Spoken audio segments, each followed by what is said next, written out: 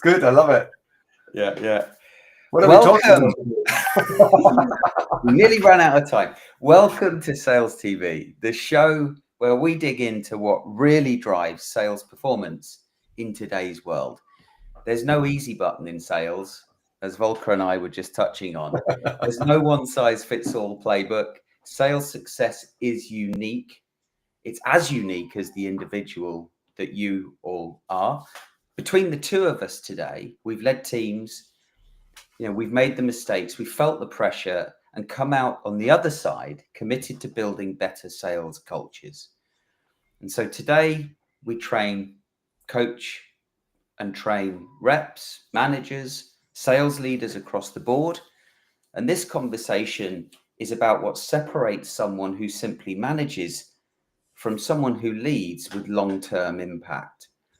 So if you take one thing from today that helps your team grow, lead, or feel seen, this will have been time well spent. So my name is Alex Abbott, otherwise known as the bearded sales guy, as you can see just here. Founder of Sapiro, creator of the Conversation Operating System, which is designed to help go-to-market teams generate meaningful conversations with their target audience at scale. And I'm joined by Mr. Volker Ballueder. Yeah, thanks for having me back, Alex. We already had a good chat.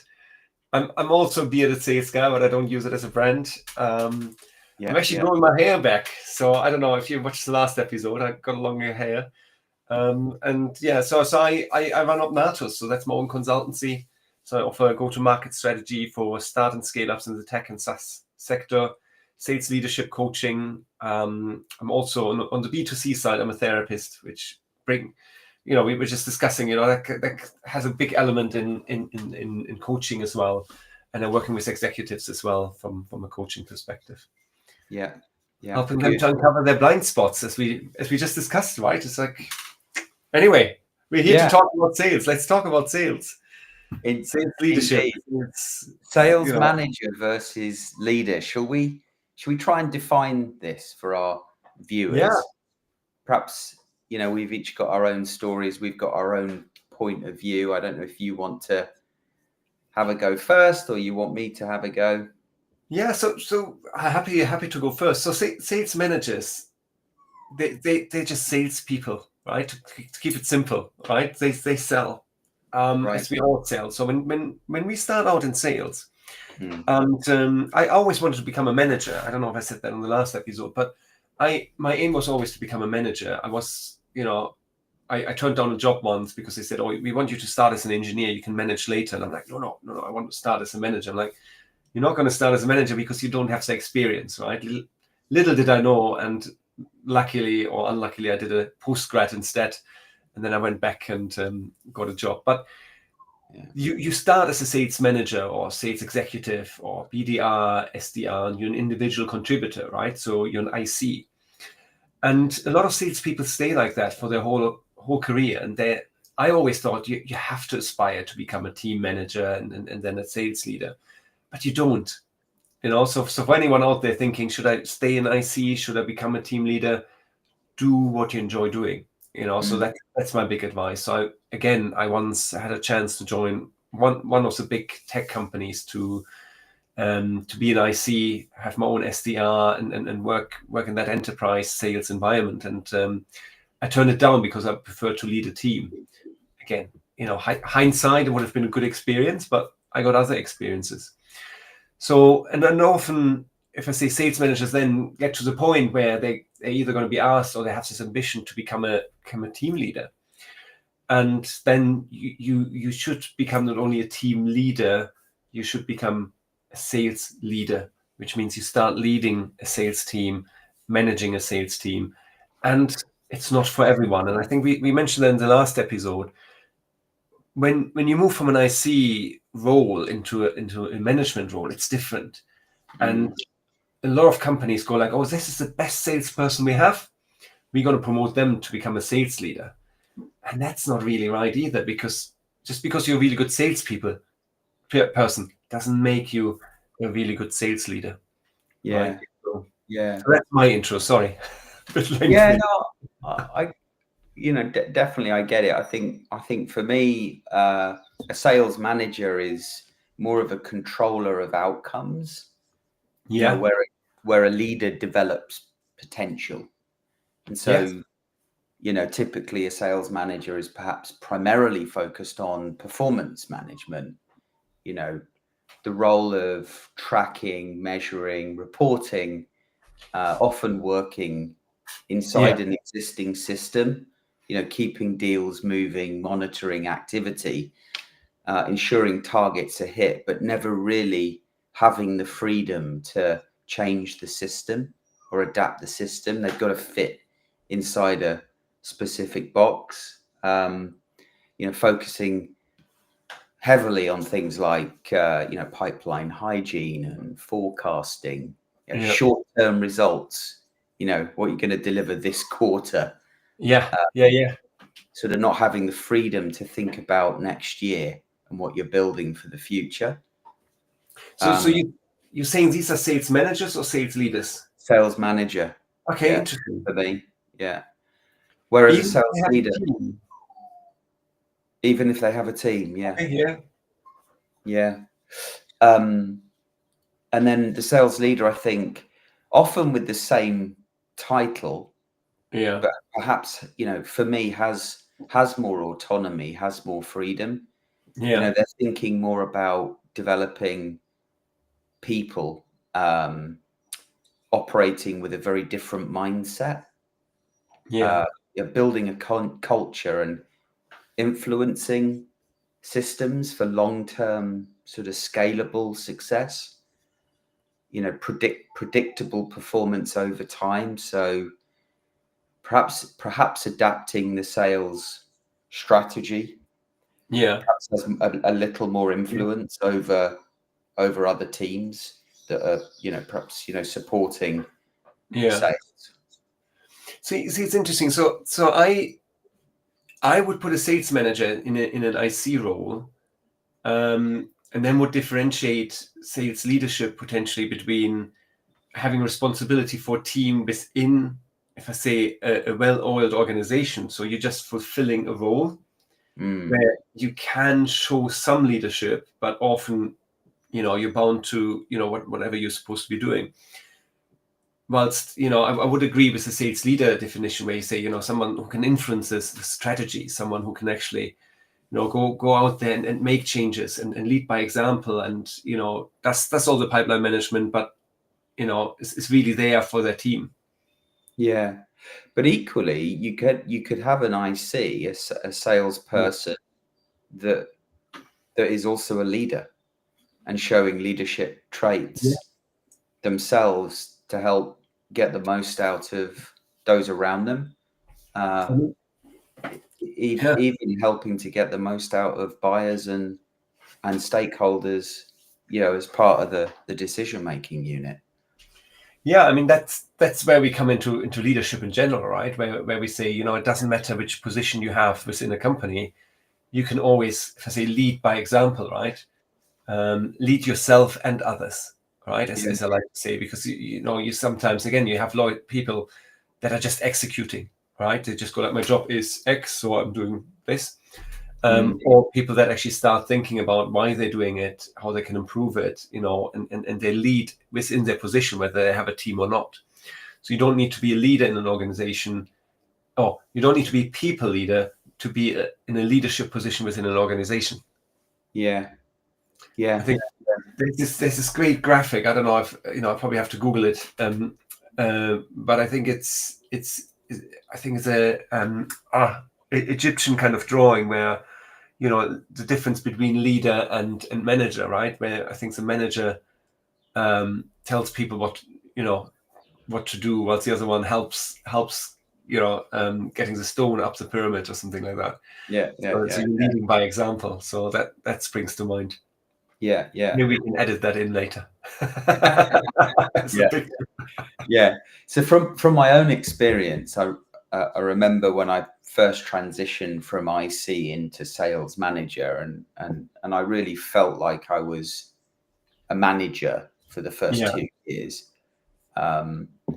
tracking performance, riding shotgun on as many deals as possible, really burning myself out. And but I was aspiring to be a leader because I wanted to develop people, and I had a great manager that allowed was very much focused on helping me develop as a manager and a leader, which then gave me a lot of confidence to make mistakes.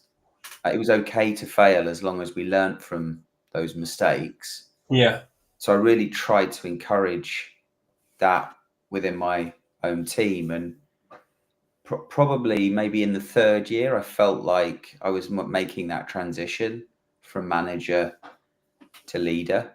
But it was probably that fourth year for me where I felt like I had a lot more confidence as a leader. I was learning new techniques like I don't know if you've heard of the 4 disciplines of execution.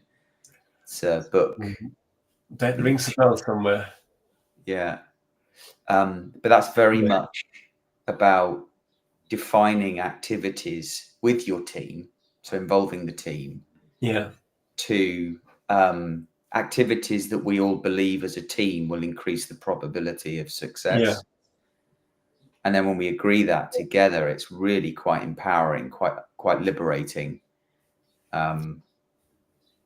That for me, that was a game changer.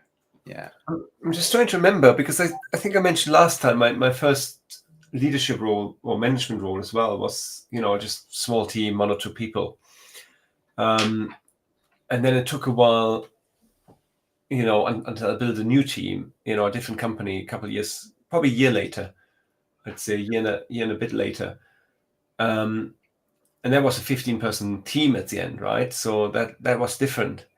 But I never assumed I knew anything, right? And you always want to, if I say, lean into the knowledge. And that's why you hire people, right? And I think that makes a difference as a leader as well. So whether it was deal desk I was dealing with, or sales operation, pricing, or other people's experience in terms of how to sell. And you can always learn, right? It doesn't, again, coming back to you can have the VP title, right? But it's not about the title at the end of the day. It's about what you do and how you lead.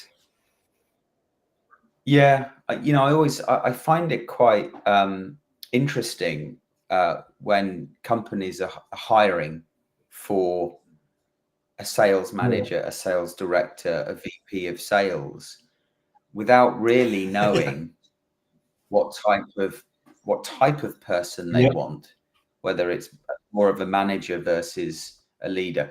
Often there's a big title, but really they want a manager. And I think it causes confusion a lot of the time, and potentially wastes their time as well as others. I'm totally with you. A friend of mine put a really nice post out actually this morning on LinkedIn, very timely, where he talked about, he coached a few people who recently found a job, and the reason they had to find a new job was because they were hired into a job where the expectations were just not managed.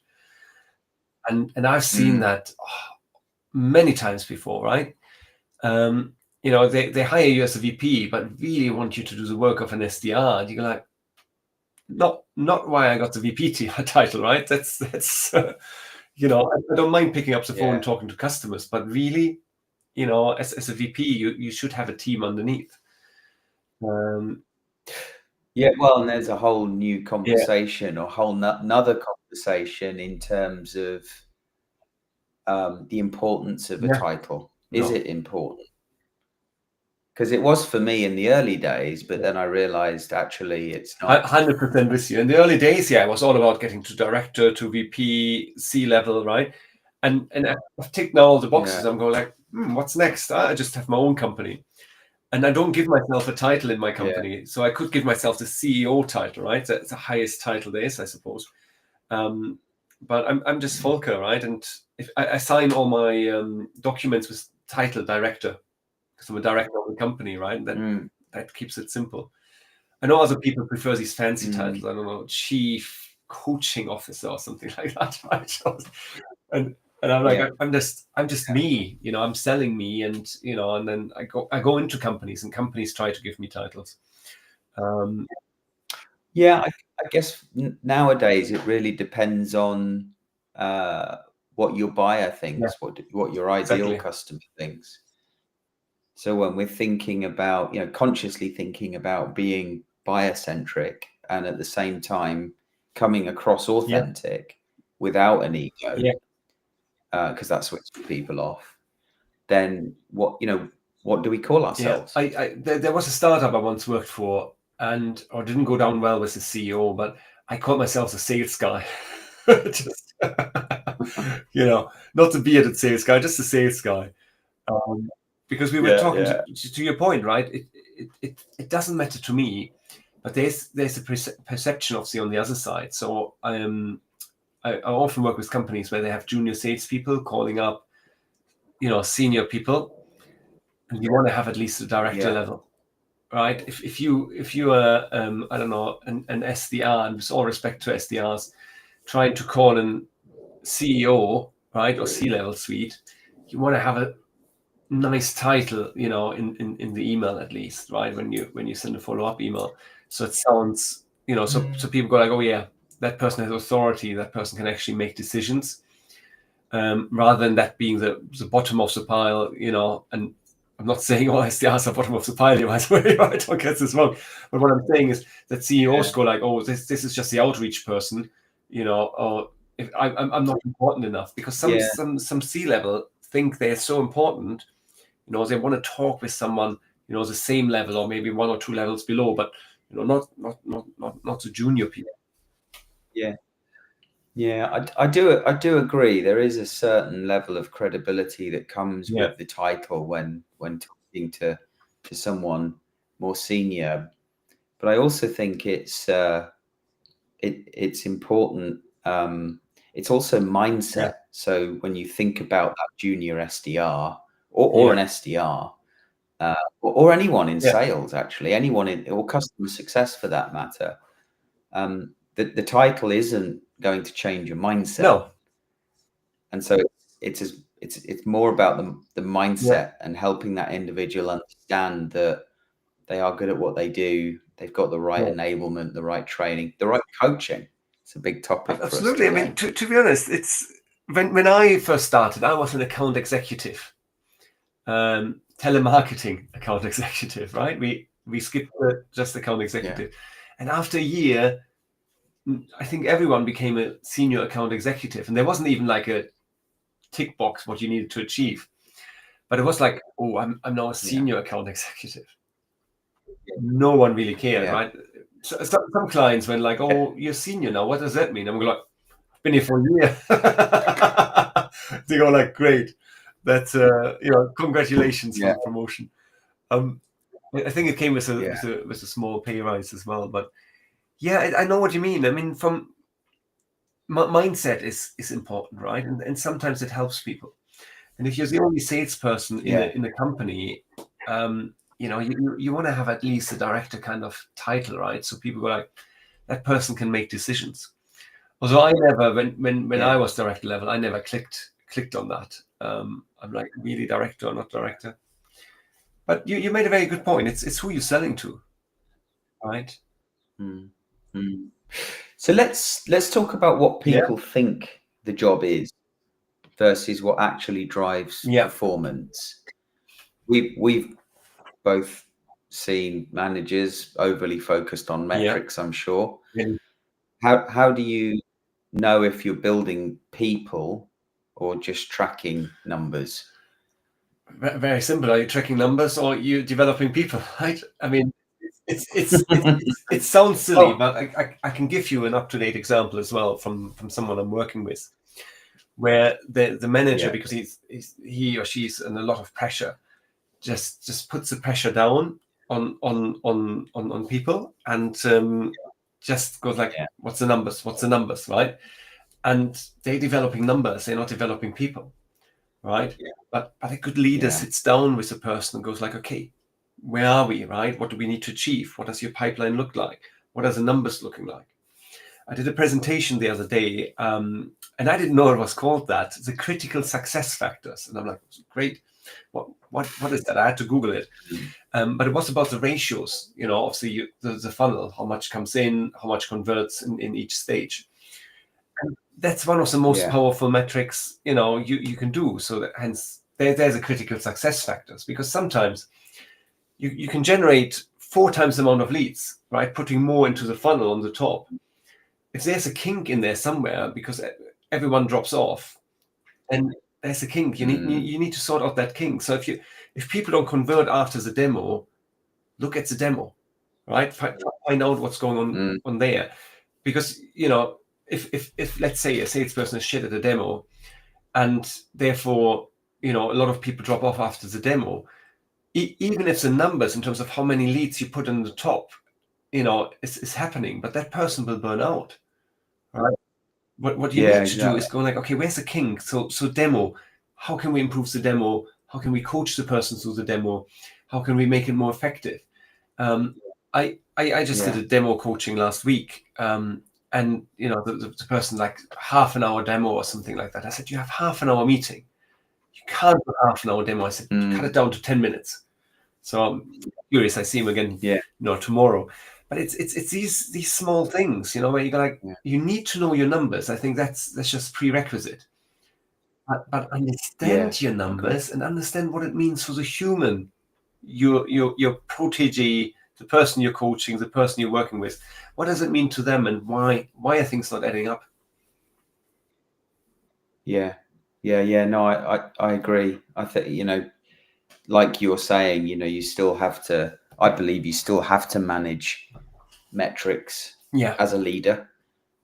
However, you're responsible for ensuring you're managing metrics that help get the most out of people, not just the traditional metrics or the ones you're told to measure, but what are those metrics that you need to be measuring that do increase the probability of success? That brings me back to the 4 disciplines of execution. Quite often those haven't been defined yet.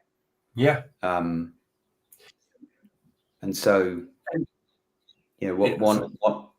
one thing I found, just quickly, one thing that has worked really well for me is, once you've defined your core value proposition, what is the differentiating value that you deliver compared to your closest competitors? What does that path to value look like? What are the milestones that a prospective customer needs to kind of go through in order to reach the outcome, the success? And then define the activities that your go-to-market team need to drive with the buyer to follow that path to value. And then that becomes your sales process, your buyer-centric sales process. And then you can coach to those steps, and then it's meaningful coaching. Yeah, I couldn't agree more. It's a nice way of putting it, actually. But yeah, you're right. But it's also, and I know we want to talk about that, it's about creating the right environment, the right culture, right? And I know we said we want to talk about psychological safety, which is such an important thing for me, because, as I say, just recently I had a case where that wasn't the case, right? And it destroys people. It literally destroys people. It burns people out. If you need to have a culture where you look after your people. Anything from a short personal check-in, especially if you work remotely on a Monday, where you say 5 minutes just about you, like, how are you actually doing? Did you have a good weekend? Are you ready for this week? Are you okay to work? Just personal stuff, not like, have you got the numbers? No, you can do that in the sales meeting, right? And then on a Friday, do a checkout. Go like, did you have a good week? Anything you have to carry into the weekend? Are you okay to switch off at the weekend? We need you back on Monday, full steam ahead. These small things, right? Where you show care, you show empathy, and you actually really care about creating that culture. And it takes 5 minutes, and you go like, oh yeah, but I have a sales team of 10 people. That's 50 minutes. Yeah, it's an hour. On a Monday, it's an hour on a Friday. But your sales team is up. It's up there. Or if the person calls in on a Monday and goes like, oh, I don't know, I broke up with my partner over the weekend. My dog died or whatever, right? We're like, you know what? Sort yourself out first. I don't want to see you in the office today or online. Come back tomorrow. And once of a sudden, you're giving someone the permission to go like, I can take a day just to think about it, and my boss is not going to be angry with me. And then when you come back on a Tuesday, you're going to be more motivated because you appreciate that this person just gave you some extra time off, right? Yeah. So with that in mind, then, how many different types of one-to-ones do you think a manager should be having with their team in any given week? So traditionally, I think these are not one-to-ones. They should just be check-ins, right? Because they are, if you think about it, they're what we used to do when we all worked in an office. Your manager came around, or your sales leader came around on a Monday morning to your desk and says, hey, how was the weekend? Right? How is it going? Right? These are these check-ins we're essentially replicating in an online or hybrid work environment. So the check-in is more sort of, I care about you, empathizing with any challenges, helping to create psychological safety in that sense. And then into one-to-one. What about? So it's a good question. I've traditionally would have had a one-to-one every week. I think it depends on the salesperson, who you're managing, which level they are. But I think generally a check-in once a week is good. You could alternate it, that you could say, I don't know, 1 week you do an hour, second week you do half an hour, right? So depending, so you don't want to waste too much time just for the sake of having a one-to-one. I think that's super important. And the second bit is you're still going to have a pipeline review most likely with the team, right? So make sure, if you do a pipeline review, I don't know, on a Monday with the team, and you go through all the figures, don't do the same again in your one-to-one, right? You don't need to duplicate that. And then some people do that. Oh, show me your pipeline, show me your pipeline, show me your pipeline. And then, now we all get together and we all talk about our pipeline. And you go like, you already know what the pipeline is like. So this is the best use of my time. So just discuss the pipeline in one step. Much more effective. Go through the pipeline with your individual team members on your one-to-one. Get the team together and go, what did you come across last week? What was your biggest blocker? How did you solve it? Anyone else has any ideas? Make it interactive. What can we learn from each other? I never did that when I was a sales leader because I only learned it over the years, right?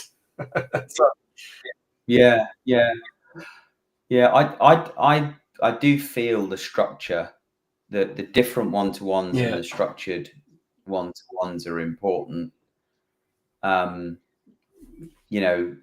The performance one-to-one, so performance coaching related specifically to following those steps, those buyer-centric steps as part of the sales process, related to deals, that often becomes deal coaching to help move the ball forward, right? And then the pipeline and forecasting is very separate. But if you've done the performance coaching effectively, then the pipeline and forecasting call is more accurate, because you know exactly where you are in each deal based on those buyer-centric steps rather than sales-centric steps. Deal coaching is so important, right? If you are a leader, right? I always say a rule of thumb is you have a lot less meetings, so you have a lot less to do than your team, right? And you should be less busy. So they can come to you at any point and go like, Volker, I have this deal, right? What do you think? Can you coach me through that? What have I been missing so far? How do we get this over the line? Or you jump on a call with the person and help them getting it over the line, right? And those are the moments you want to make time for. But if you have someone on top that just goes like, oh, your dial looked so empty, so I'm going to put a couple more meetings in. Bullshit. Well, and I think back to the topic. It's this is manager versus leader. I think this is the challenge managers and leaders have, or the challenge a manager has trying to become a leader. In those coaching sessions we're talking about, from my experience, they typically go to tell or pressure, rather than, and a forecasting call is often very different, right? It's specific. We need to know exactly where you are.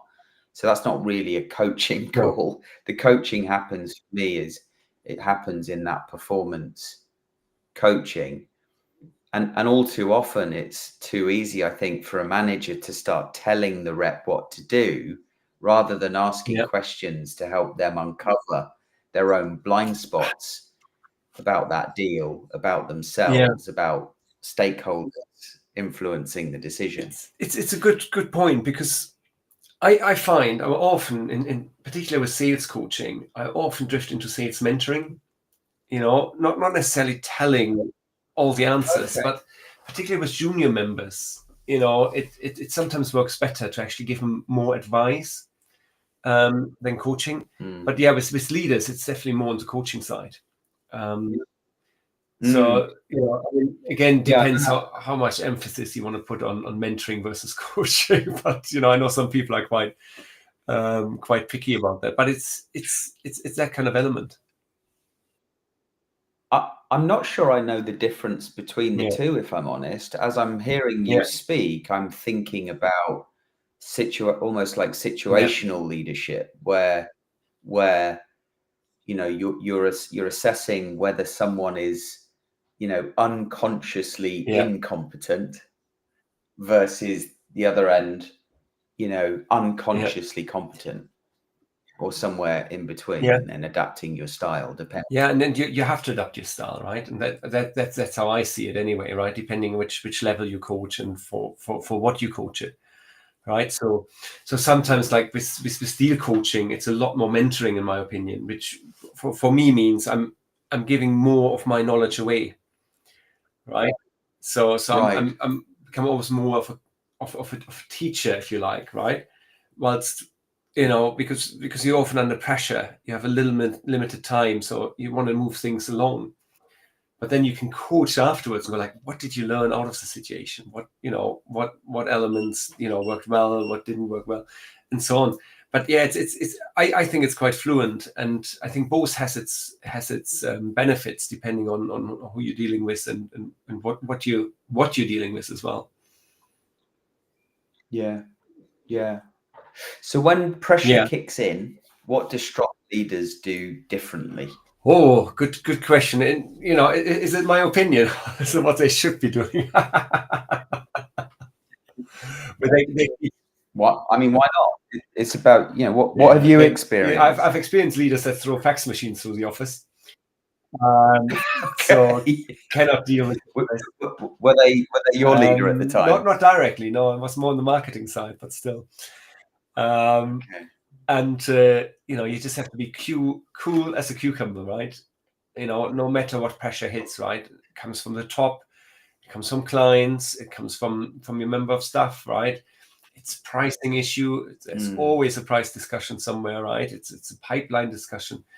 You just have to take it all in as a leader, right? And you have to manage it. You have to be very good at managing down and up and sideways potentially as well. So you're constantly juggling balls as a leader, right? And you have to lead by example. So you can't drop the ball, basically. That's what I'm trying to say. So you can't take the fax machine and throw it through the office. Not that we have fax machines these days, but it's a long time ago. But, as you know, I do a lot of work with emotional intelligence, right? So an emotional intelligent leader knows when the stress gets too much, right? So you might have to step out, go for a walk or whatever, meditate, do mindfulness training or whatever. And then you come back, and because you can't lead someone when you're not ready to lead, when you're in a state of distress, when you're stressed, when you run around like a headless chicken, your team freaks out, right? So let's say you didn't hit the numbers for the quarter and you have to make people redundant. Let's just assume that, and that puts a lot of pressure on you, right? You can't run through throughout the office and going like, oh shit, I have to make people redundant. You know, what am I going to do? I'm really stressed. I mean, what does that do to everyone else, right? Yeah. So you just have to carry on as if nothing happened, right? You have all the insights and you go like, shit, you know. So yeah, being that person. Yeah. Similar to you, remain calm, grounded, and ensure the team remains focused on those lead measures. If you've defined those lead measures, it's like, right, what are the things you need to focus on today that will increase your probability of hitting your goal tomorrow or in the future? And I used to love using an analogy with my team. If you recall, I think everybody has watched Star Wars, right? So, you know, if you recall Luke Skywalker and the Alliance trying to blow up the Death Star, and you know, the words in Luke's ear were "Stay on target, stay on target." Even when his radar system went down, and just stay on target, keep doing what you need to do in order to achieve your goal. And you know, I find that is, you know, as a leader, really helpful in just kind of refocusing people on those small steps that they need to take today in order to, you know, blow up the Death Star. It's a great analogy, because essentially, coming back to the critical success factors, you need to know what's going on top, right? To know what's coming out at the bottom, right? And most of the time that works out because you've done it long enough. Sometimes in a startup you have no idea and you build it, you know, as you know, you build the plane whilst you're flying it, basically. Having said that, I think sometimes, you know, when shit hits the fan, right? If you don't hit target, etc., as you say, focus on the basics, right? Focus on exactly what you can influence. 5 calls more a day, you know, 10% more pricing, you know, 10% more conversions. You add 10%, and once all of a sudden this is a compound effect, right? And you're going to hit target in Q3, right? So if they don't worry too much, just focus on what you can influence and work hard, right? Sometimes that's all it is. Make that extra call, you know, go to that extra conference, have one more conversation, and that's sometimes all it takes. Yeah. So I'm conscious of time, and I want to bring us on our, you know, final loop, if you like. So we've got a few topics. So where do you want to go next? Coaching and one-to-ones, psychological safety and culture, or identity and example? I mean, I think we touched on all of them already, to be honest, right? So, you know, we could go on to the next one, future focus and legacy. Let's spend a couple more minutes on that. I don't know what time you want to finish, because it leads nicely onto what we just discussed, right? In terms of, I didn't give you that as an option, though. That's why I gave you 3 options, and that wasn't one of them. Leadership, Alex. I'm not sure that's called leadership. It's called something. Breaking the rules. You're in sales, aren't you? I might have been, yeah. Yeah. So, okay. And the reason I picked that is because I think it could be a nice thing to bring it all together, because we just said that. We just talked about the future focus, right? We talked about look at the things that you can actually influence, right? And that's, you know, no matter what you do in life, right? You start worrying about the things you cannot influence, right? You know, you have no idea if your prospect's gonna say, yes, I want to buy, or not. You don't have any idea. I closed the deal this morning, right? Which in a million times, if you had asked me, I would have gone like, it's never going to happen, right? And you know, it's just, you never know, right? But it's other things. You had things in your hand, right? You were ready to close. Oh yeah, the budget is gone or whatever. Sometimes you just cannot influence it. There's nothing you can do. And again, that's where leadership comes in, right? Recognizing that. And passing on that knowledge to your staff, right? Like, if things are shit, if things are tough, focus on the things you can influence. Make that extra call, have that extra meeting, You know, try to drive the price up a little bit, so you have a bit of a buffer. If everything works out, you go way above target, perfect. Things will always drop off that you didn't expect, and so be it, right? But build that pipeline, and just plow away. And you know, if you manage and lead people like that, you know, you're building then the leaders of tomorrow, in my opinion. Yeah. I feel like our conclusion following this discussion, or as a result of this discussion, is the modern sales leader needs to be a combination of both a good manager and a good leader, because there are traits in both of those based on how we defined it earlier, that are important to get the most out of your team in both the short term and the long term. And I guess, you know, it's slightly different as you move into second line management, right? As you're, you know, where you're further away from the front line. And therefore it's more about helping your managers get, you know, it be a good combination of a manager and a leader. But no, I agree. It's as you move up the ranks, it's a different ballgame, right? You sometimes all you do is manage expectations in every direction. That's all you do, and you can't lead, because you're just the manager. You're just a cock in the wheel, right? Yeah, maybe that's a topic. Yeah, I'd love to come back. I love our discussions, always. Yeah. So here's something I often ask managers or leaders. What would you change if you spent 30 minutes this week building someone? No targets, no pipeline, just building them. And you don't have to answer that, Volker, but you know, for the audience, right? What if you just focused on that for this week? Pick one person in your team, or it could be a manager on your team. What would you change if you spent 30 minutes this week building them? You know what? I put that challenge out there and say, you know what? Grab one of those managers you think you can change, or you can think you can improve. Buy him a cup of coffee, go for a 30-minute walk, and be brutally honest with that person. You know, I mean, in a nice way. Don't get me wrong, right? But build them up in a nice way, and give them really good feedback. I recommended that to someone recently who moved into a sales leadership position, and he came back to the following session. He says, "Well, I had this honest conversation with that person, and it was the best thing I've ever done. So thank you for that." And I'm like, see, leadership is simple, isn't it? But it's a great challenge, right? And just to add to it, because it's in my head. When you walk shoulder by shoulder, it's particularly true for men, but if I say it's not wrong for women, shoulder to shoulder, you're not confronting anyone. It's easier to talk to someone.